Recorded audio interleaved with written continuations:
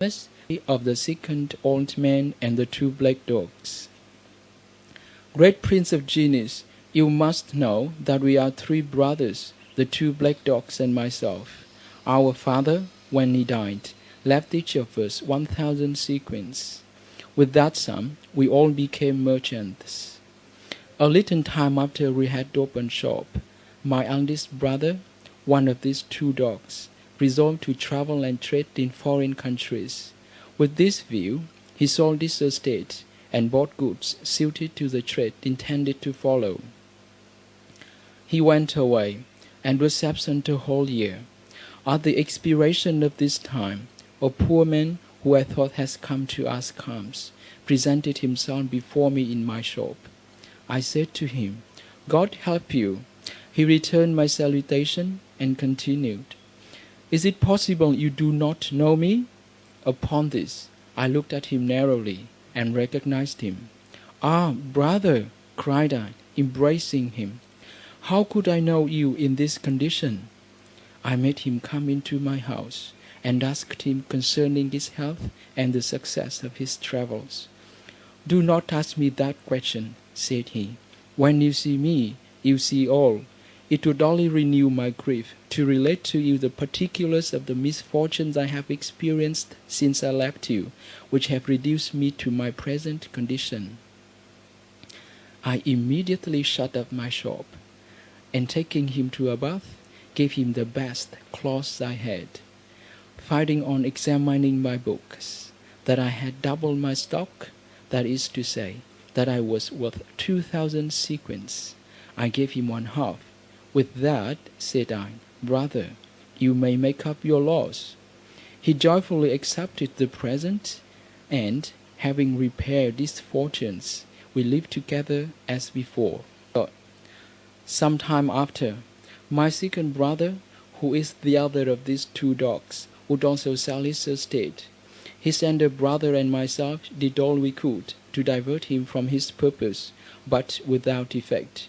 He disposed of it, and with the money bought such goods as were suitable to the trade which he designed to follow. He joined a caravan and departed. At the end of the year, he returned in the same condition as my other brother. Having myself, by this time, gained another 1,000 sequins, I made him a present of them. With this sum, he furnished the shop and continued his trade. Some time after, one of my brothers came to me to propose that I should join them in a trading voyage. I immediately declined. "You have traveled," said I, "and what have you gained by it? Who can assure me that I shall be more successful than you have been?" It was in vain that they urged upon me all the considerations they thought likely to gain me over to their design, for I constantly refused. But after having resisted their solicitations 5 whole years, they importuned me so much that at last they overcame my resolution. When, however, the time arrived that we were to make preparation for our voyage, to buy the goods necessary to the undertaking, I found they had spent all, and had not 1 dirham left of the 1,000 sequins I had given to each of them. I did not, on this account, upbraid them.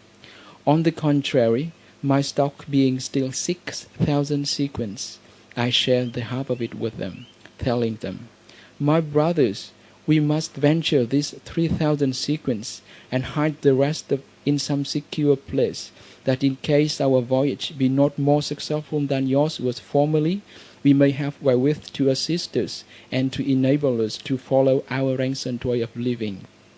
I gave each of them 1,000 sequins, and, keeping as much for myself, I buried the other 3,000 in a corner of my house. We purchased goods, and, having embarked them on board the vessel, which we freighted betwixt us, we put to sea with a favorable wind. After 2 months' sail, we arrived happily at port, where we landed and had a very good market for our goods. I, especially, sold mine so well that I gained 10 to 1.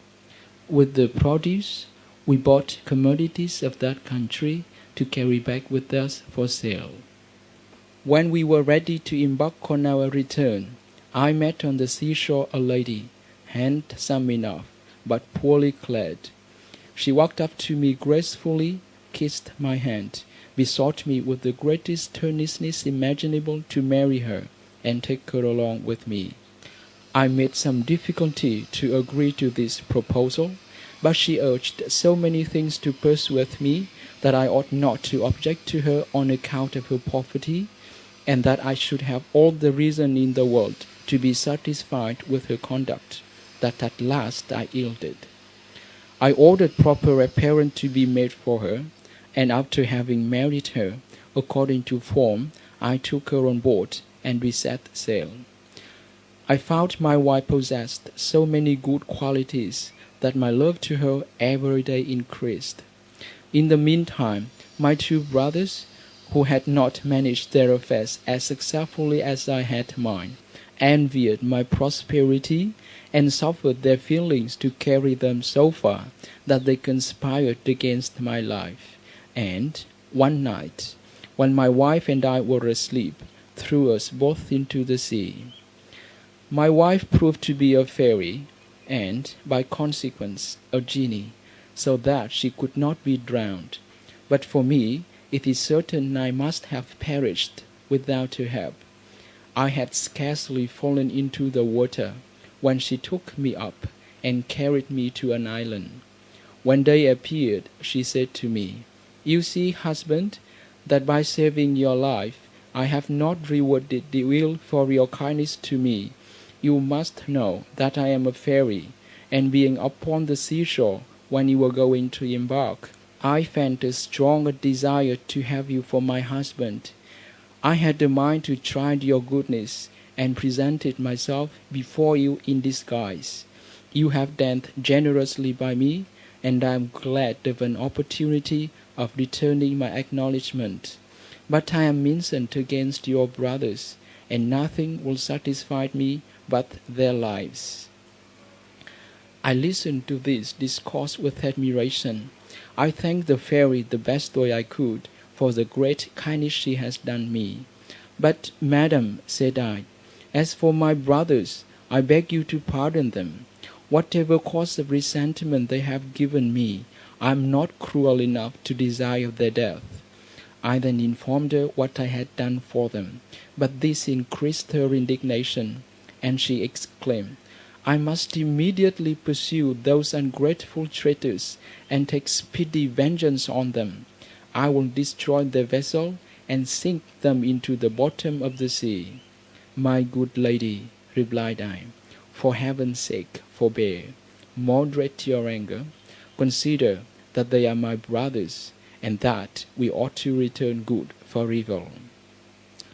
I pacified her by these words, and as soon as I had concluded, she transported me in a moment from the island to the roof of my own house, which was terraced, and instantly disappeared.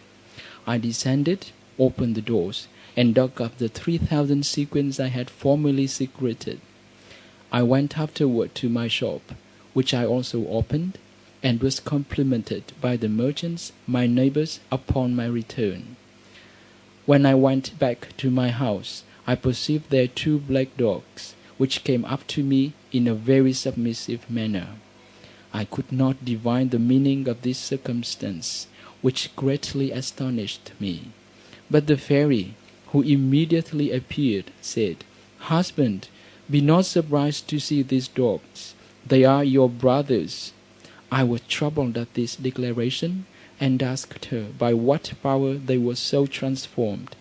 "I did it," said she, "or at least authorized one of my sisters to do it, who at the same time sunk their ship. You have lost the goods you had on board, but I will compensate you another way. As to your 2 brothers, I have condemned them to remain 5 years in that ship. Their perfidiousness too well deserves such a penance." Having thus spoken, and told me where I might hear of her, she disappeared. The 5 years being now nearly expired, I am travelling in quest of her, and as I passed this way, I met this merchant and the good old man who led the hide, and sat down by them. This is my history. O Prince of Genies, do not you think it very extraordinary? I own it is, replied the genie, and on that account I remit the merchant the second third of the crime which he has committed against me. As soon as the second old man has finished, the third began his story. After repeating the request of the two former, that the genie would pardon the merchant the other third of his crime, provided what they should relate surpassed in singularity of incidents the narratives he had already heard, the genie made him the same promise as he had given the others. The third old man related his story to the genie, and it exceeded the two former stories so much in the variety of wonderful adventures that the genie was astonished, and no sooner heard the conclusion than he said to the old man, I remit the other third of the merchant's crime on account of your story. He is greatly obliged to all of you for having delivered him out of his danger by what you have related, for to this he owes his life. Having spoken thus, he disappeared, to the great contentment of the company. The merchant failed not to make due acknowledgment to his deliverers. They rejoiced to see him out of danger, and, bidding him adieu, each of them proceeded on his way. The merchant returned to his wife and children, and passed the rest of his days with them in peace. End of section 5.